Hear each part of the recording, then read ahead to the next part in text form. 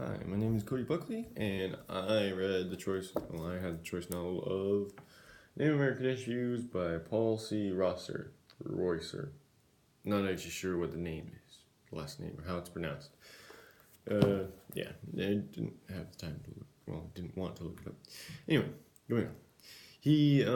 The main topic is basically Native American issues. Literally it. The first chapter is all about sports, second chapter is about land rights and treaties, third chapter is about gaming, and the fourth chapter is about the remains and who owns them and like burial rights and traditional stuff.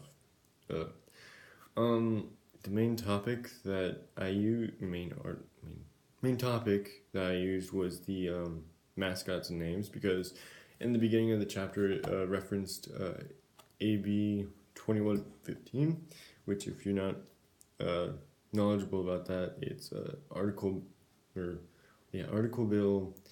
2115, which is all about the prohibition of certain names. Like you're not allowed to have a sports name of the Chiefs or the Redskins or the Indians. That was prohibited. Then he goes on to talk about like the school impacts, like how it impacted some schools. Then he goes on to talk about some reasoning why these schools got these names, which is quite actually fascinating. And then he goes on to talk about Stanford and that sort of thing. Basically, he loves to use like emotion, expression, and he loves to use like line of thought. Mainly because whenever you're going straight, like whenever you're thinking straight, then it's a whole lot easier for people to understand. So you got a bill, and then you got impacts, and then you got like people who were affected, people who supported them, people who didn't support them, stuff like that.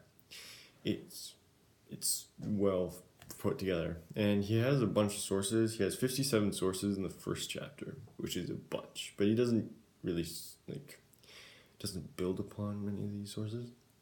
Anyway, so